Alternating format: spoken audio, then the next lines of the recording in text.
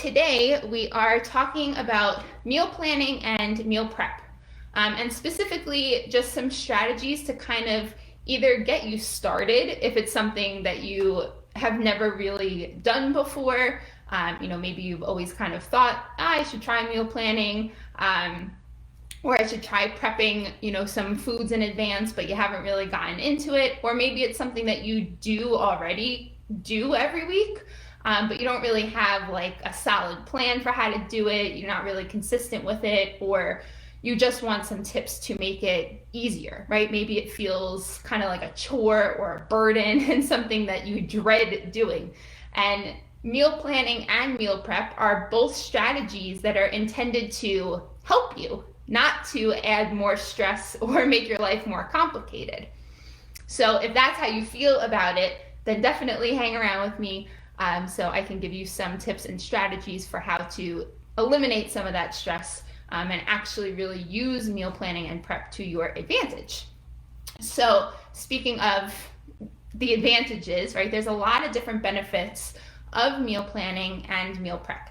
And we're really just going to skim the surface here. I'm talking about them. I'm not going to go into super detail on how to go about meal planning and prep. We could talk about this on and on and on, and this will be something that I'll continue to chat about, especially in the start of the year, right? So maybe you have one of your goals or intentions for this year is to eat healthier. The past year, it's like getting annoying to talk about how it's been a challenging year, but it's been a challenging year, and it's going to continue. So if you've kind of fallen off track a little bit with your eating habits, which is totally normal and valid, but it's also totally normal and valid to want to get back on track with your healthy eating habits. And so meal planning can be a really great strategy to help you get back on track by creating a plan, by giving you something that you can actually stick to and follow through with. Like I was saying, there are tons of benefits to meal planning and meal prepping. Of course, they can benefit your health, like I'm speaking about. They can help you stick to your healthy eating goals, like I said, by actually having a plan so that you know what you're going to eat, you know what ingredients you're going to buy, you know that you're going to have healthy ingredients on hand. You're not going to be, stuck in the moment when it's mealtime, staring at the fridge and not having any idea of what to cook. What happens when you do that, right? When you're staring in the fridge and you're already hungry because it's already mealtime and you have no idea what to make, that's when you might make decisions that you kind of regret later, or you just don't make the most healthy decision in those moments because you're starting to get hangry, right? You're getting frustrated, and the more that you get frustrated, the more indecisive you get, and you start snacking on whatever you can because you're getting hungrier and hungrier. We've all been through this kind of cycle. I certainly, it still happens, right? I don't always have a super plan for what I'm eating all week. And I definitely suffer from the hangries. So I am with you and I get it. And so meal planning and prep can take a lot of that, frustration and indecision and all of that away. So I'm going to dive into, like I said, kind of tips and strategies, also kind of like busting some myths a little bit about what meal planning and prep are, and just really show you how you can implement these strategies, how they can be helpful, like we're saying, for sticking to your healthy eating habits, also, of course, for saving you time, for saving you money. We'll dive into that a little bit, but having a plan for knowing exactly what you're going to cook all week means that you know exactly what to put on your grocery list, you know exactly what to buy, which can save you money at the grocery store. It can save you from mindlessly shopping in the grocery store and bringing home things you don't need. So there's a ton of different benefits, but like I said, I don't want you to feel like planning and prepping add any extra stress to your life. They're supposed to take some of that away. So let's dive into the first point, which is that there is no right one way to meal plan or to meal prep. There's no one right way. So if you have this idea in your head that, meal prepping is going to take up an entire Sunday, right? Like it's going to take up a whole hours of your weekend. You're going to be cooking up a storm. You're going to have a huge mess to clean at the end of the day. You need to put all this thought into your plan. You need to have 5 different recipes with a ton of ingredients that you're going to need. That can be what you do if that's what you want and you have a lot of time on your hands and you want to cook a bunch of gourmet meals, then go for it. But that does not have to be what you do, and especially it shouldn't be what you do if you're just starting out with planning and prepping. So meal planning is simply planning your meals, or some of your meals, ahead of time, just to kind of take away some of that decision making we were talking about earlier, just to take away that staring in the fridge and not knowing what the heck to eat. But it's totally up to you what you plan, how much you plan. Are you just planning dinners for the week? Are you planning all of your dinners, or are you only planning 2 or 3 dinners for the week? Are you planning all 3 meals for 5 days of the week? Are you including snacks in your plan? Are you, planning full-on dishes to make, or are you just planning to, planning what ingredients you'll have on hand so that you can, so that you have ingredients available to you that are nutritious that you can then assemble into meals more quickly during the week, and you're not starting from scratch every night. It's totally up to you. And the same thing goes for meal prep. Meal prep is simply prepping the ingredients in some kind of way to make them more meal ready, to take some time off your hands, on a weeknight so that you're not starting from scratch. So that doesn't have to mean taking up an entire Sunday on the weekend. It doesn't have to mean hours slaving away in the kitchen. It can be whatever you want it to be. So are you going to prep entire dishes? Are you going to prep meals from start to finish and store them that way? Are you going to just prep ingredients, like I said, and know that you have some ingredients ready to just kind of quickly assemble into a balanced meal? Are you, you get to decide how much time you want to spend prepping and how much time do you actually have available to prep? And, staying flexible is important too. This can change week to week. One week you might have an entire Sunday, right? It might be a quiet weekend, especially, when we're having a lot less socialization. You might be home more. You might have an entire day that you want to devote to cooking up a bunch of meals. But the next weekend, you might really only have 1 hour that you can really devote to prepping some things. You can get a lot done in an hour. Maybe it just means that you're chopping up all of your vegetables to have, ready to go for the whole week. That's a big task that's out of the way. When you open your fridge and you see all your veggies already chopped up, that takes away a lot of that feeling of what am I going to do with all of this, right? Seeing them already chopped up versus looking at everything whole and thinking I first have to start cutting everything. That feels like more of a headache for you.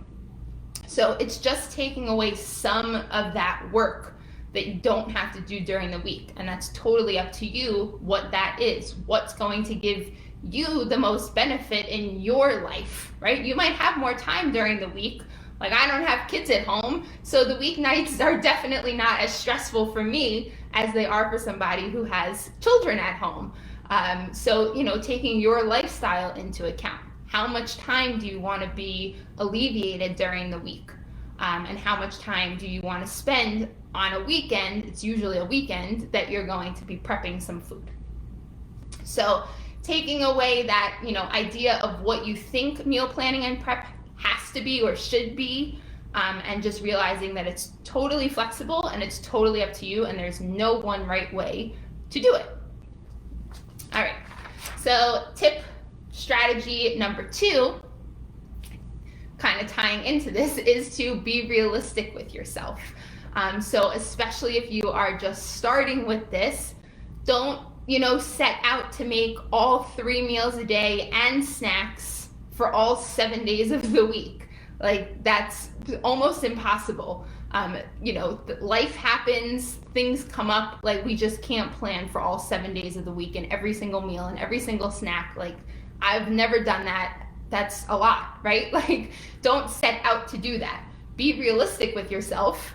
Like I said, how much time do you realistically have to devote to making a plan and then to prepping some ingredients? How much, how much time like I said, do you want to save? So you don't need to go all in all at once, and you shouldn't go all in all at once. You ask yourself this question, like, what is the minimum that you could do to still see some benefit for yourself during the week? What's the minimum amount of work, that you could put into this to see like the maximum return on your time spent planning and prepping? So like I said, that could be just chopping up all of your vegetables for the week. That's a big task to get out of the way. And it's a good way to make sure that you're going to actually eat those vegetables that you brought home from the grocery store, and they're not just going to rot in your fridge and be forgotten about.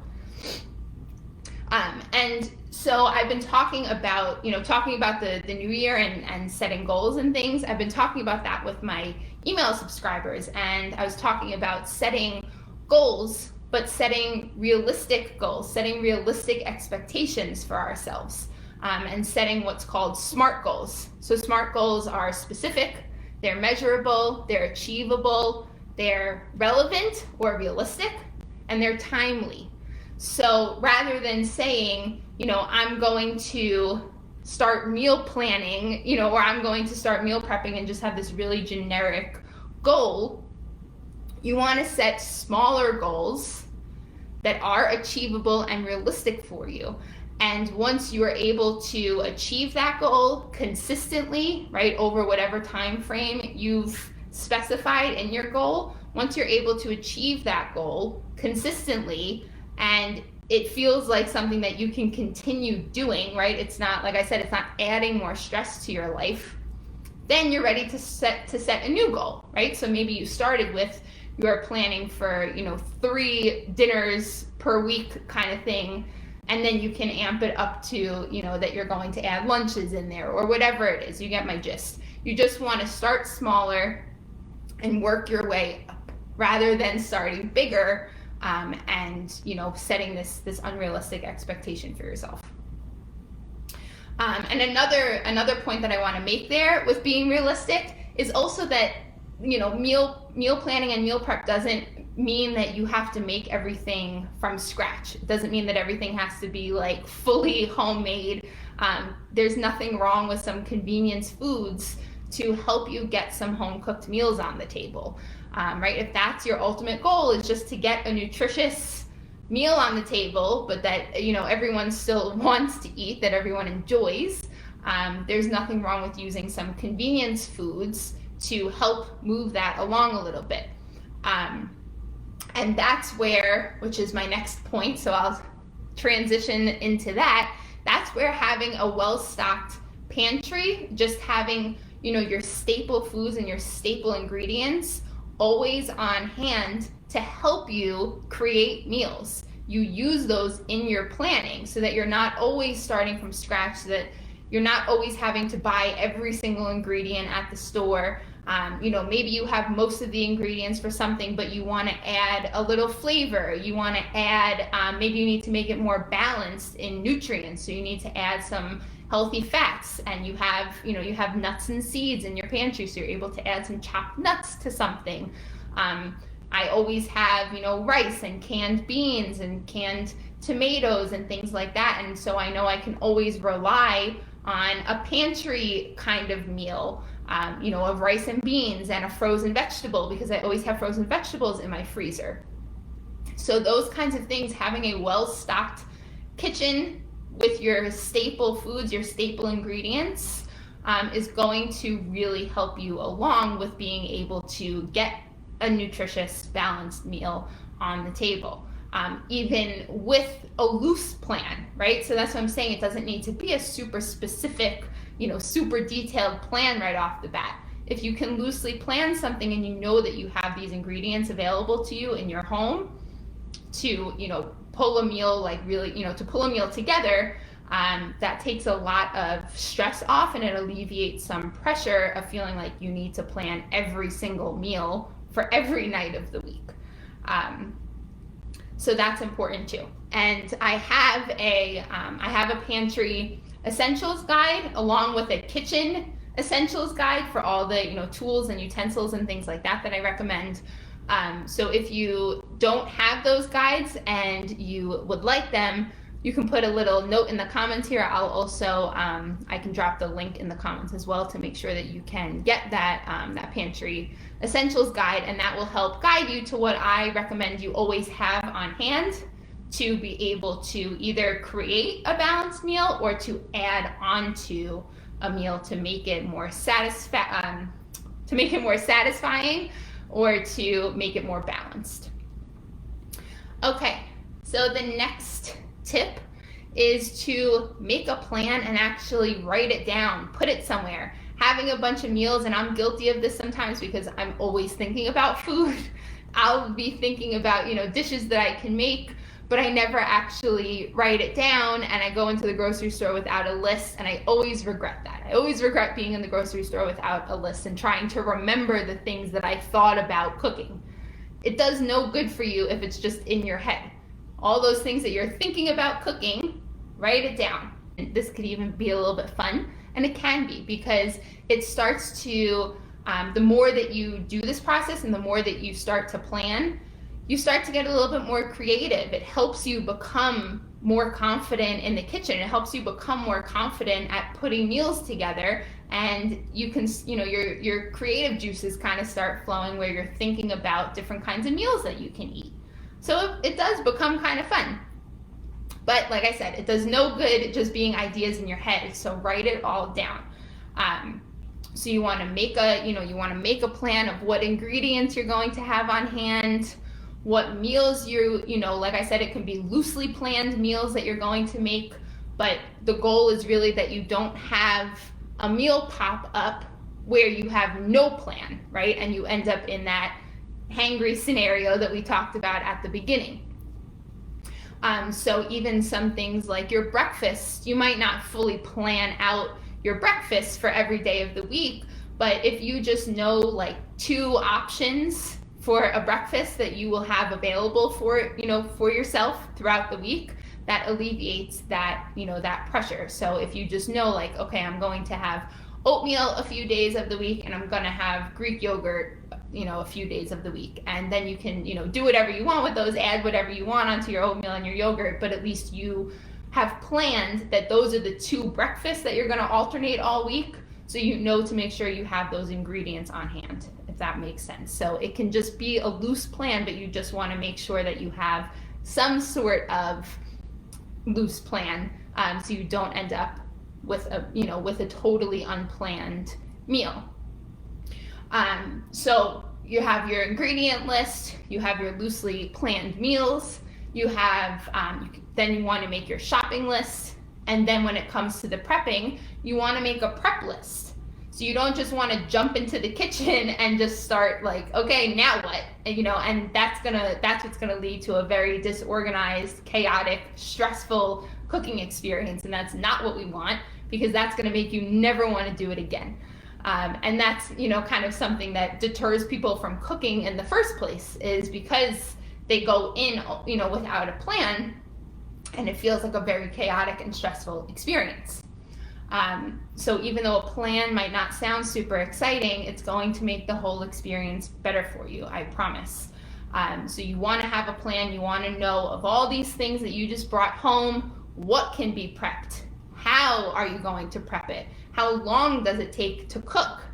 So that then you can make a list of all the prep tasks, and you can make yourself a schedule, so what goes into the oven at the same time, what cooks at the same temperature, what can I chop, maybe you have, like peppers. I'm trying to think of a vegetable. Maybe you have a red bell pepper that you're going to use in a couple different dishes, and you can chop up, all your red bell pepper and get it out of the way. Like, what can you really do to make the most use of your time, to be the most efficient?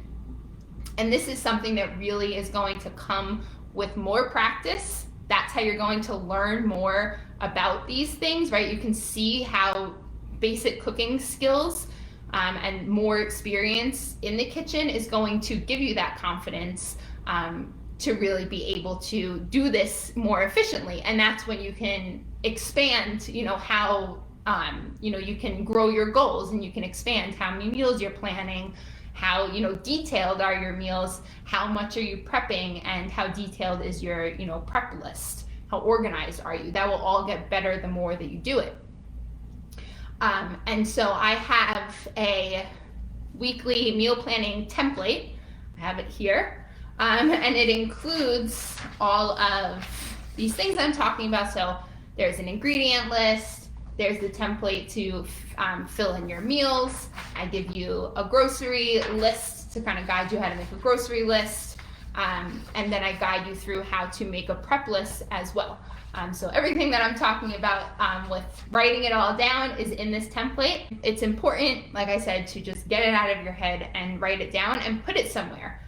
So I don't do this, but I know it's worked for other people. I see it done all the time, is that people have like a calendar, like one of those magnetic calendars that goes on your fridge, and you actually, like one of those whiteboard calendars, and you actually write in for the week what your meals are, so you're reminded of it. Because that way when you do go to open the fridge at mealtime, you're reminded of what you were planning to eat for that meal, and you know what to reach for, you know what to grab for, and that also helps you use up everything that's in the fridge so that you have less food waste, which is always a win.